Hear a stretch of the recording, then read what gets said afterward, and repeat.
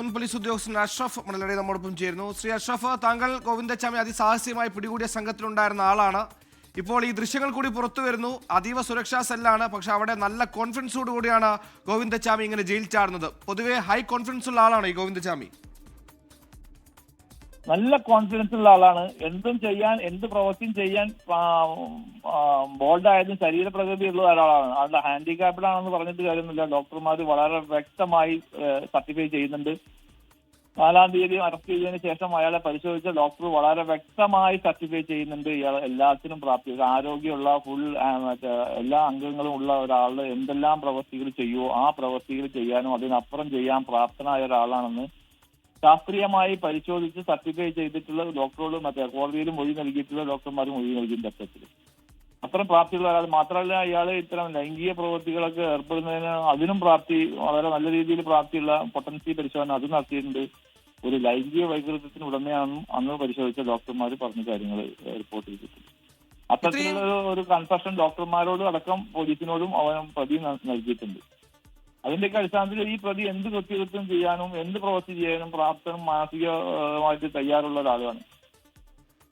ഈ പറഞ്ഞ പോലെ ഈ പുറത്തേക്ക് ഇറങ്ങിയാൽ വലിയ സാമൂഹികമായ നമ്മൾ വല്ലാതെ ആശങ്കപ്പെടേണ്ടതാണ്. എന്തും ചെയ്യാൻ, എങ്ങനെ എന്ത് ചെയ്യുമെന്ന് പ്രവചിക്കാൻ കഴിയാത്ത മനുഷ്യനാണ്. പക്ഷേ ഇവിടെ ഈ പറഞ്ഞതുപോലെ ഇയാളുടെ ഈ ബുദ്ധിവൈഭവങ്ങളൊക്കെ വേറെ നല്ല കാര്യത്തിൽ ഉപയോഗിച്ചാൽ മികച്ച ആളാവേണ്ട ആളാണ്. എപ്പോഴും ക്രിമിനൽ മൈൻഡിൽ മാത്രം ചിന്തിക്കുന്ന ഒരു വ്യക്തിയായാണോ ഇയാളെ ഈ ഗോവിന്ദച്ചാമിയെ നമുക്ക് മനസ്സിലാക്കാൻ കഴിയുന്നത്?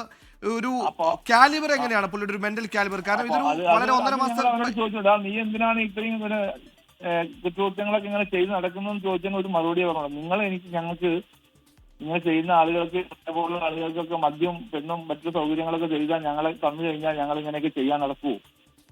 അതൊന്നും കിട്ടാത്തതിന്റെ പേരിലല്ലേ ഞങ്ങൾ ഇങ്ങനെയൊക്കെ ചെയ്യുന്നത് എന്നൊരു വാക്കാണ് അന്ന് പറഞ്ഞത്.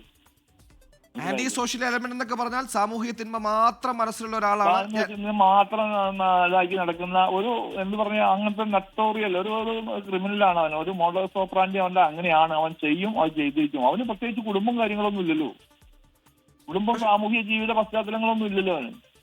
ഈ തോന്നിയത് പെട്ടെന്ന് ചെയ്യുന്ന, റിയാക്ട് ചെയ്യുന്ന ഒരാളാണ് ഗോവിന്ദച്ചാമി, നമുക്ക് മനസ്സിലാക്കാം. പക്ഷെ ഇവിടെ ഒരു ജയിൽ ചാട്ടത്തിന് വലിയ ആസൂത്രണമുണ്ട്, ഒരു 5-8 മാസത്തെ. അത്രത്തോളം ചിന്തിച്ചൊക്കെ കാര്യങ്ങൾ ചെയ്യുന്ന ഒരാളാണോ ഇയാൾ?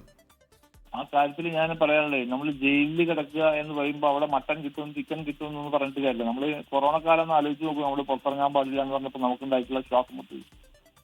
14 വർഷം 15 വർഷമായിട്ട് ഇത്തരം കാര്യങ്ങളിലൊന്നും ഉൾപ്പെടാതെ മറ്റേ ശരീര ഇച്ഛകളെല്ലാം മറച്ചു വെച്ച് സ്വന്തം സ്വാതന്ത്ര്യങ്ങളെല്ലാം ധരിച്ച് ഒരു സെല്ലിനകത്ത് കിടക്കുന്ന ആൾ അതിന് എങ്ങനെയെങ്കിലും രക്ഷപ്പെടുക എന്നുള്ള, പ്രത്യേകിച്ച് ഇവനെ പോലുള്ള ആളുകൾ ഞാനിനി ഒരിക്കലും രക്ഷപ്പെടാതെ ജീവിതകാലം ഫുള്ളായി ജയിലിൽ കിടക്കുക എന്നുള്ള ഒരു ബോധ്യത്തിന്റെ മുകളിൽ എന്തും ചെയ്യാൻ പ്രാപ്തരല്ല. അപ്പൊ നമ്മൾ എന്തും ചെയ്യും, നമ്മളെന്നല്ല അതുപോലുള്ള സ്വഭാവക്കാർ എന്തും ചെയ്യും. അതാണ് അവൻ ചെയ്തിരിക്കുന്നത്. അവനവന് സാഹചര്യം ഒത്തു കിട്ടിയിട്ടുണ്ടായിരിക്കണം. അതിനനുസരിച്ച് സപ്പോർട്ടൊന്നും ഏതൊരു ഭാഗത്തുനിന്ന് ജയിലിനകത്തുനിന്നോ ആരുടെയും ജീവനക്കാരുടെ ഉണ്ടാവുന്നുള്ളൂ. ഞാൻ നമ്മുടെ മലയാളികളുടെ കയ്യിൽ നിന്ന് ഉണ്ടാവുന്നുള്ളൂ ഞാൻ ഒരിക്കലും വിശ്വസിക്കുന്നില്ല അത്തരം ഒരു ക്രിമിനൽസിന്. ശരി, ശ്രീ മുഹമ്മദ് അഷ്റഫി ഘട്ടത്തിൽ പ്രതികരിച്ചതിന്. മുൻ SI ആണ്, ഗോവിന്ദച്ചാമി പിടിച്ച സംഘത്തിലുള്ള പ്രധാനിയാണ്. എന്തായാലും അഷ്റഫ് സാറൊക്കെ പറയുന്ന അനുസരിച്ചാണെങ്കിൽ പുറത്തിറങ്ങിയാൽ പേടിക്കേണ്ട മനുഷ്യനാണ്, എന്തും എങ്ങനെയും ചെയ്യും. ഈ പുറത്തേക്ക് ഇറങ്ങുന്നത് കാലാകാലമായി സ്വൈര്യവിഹാരം നടത്താനൊന്നുമല്ല, അയാളുടെ എല്ലാ വൈകൃതങ്ങളും തീർക്കാൻ ഒരു ദിവസം സ്വതന്ത്രമായി പുറത്തിറങ്ങണമെന്ന ആഗ്രഹം മാത്രമാണ് അയാൾക്കുണ്ടായിരുന്നത്. അങ്ങനെ പുറത്തിറങ്ങിയിരുന്നെങ്കിൽ നമ്മൾ പേടിക്കേണ്ടിയിരുന്നു. എന്തായാലും നമ്മുടെ ഭാഗ്യത്തിന് അയാളെ പിടിച്ചിട്ടുണ്ട്. എങ്ങനെയാണ് അയാൾ പുറത്തിറങ്ങിയതെന്ന വാർത്ത കൂടി വരുമ്പോൾ അത് നമ്മളെ കൂടുതൽ ഞെട്ടിക്കുന്നു.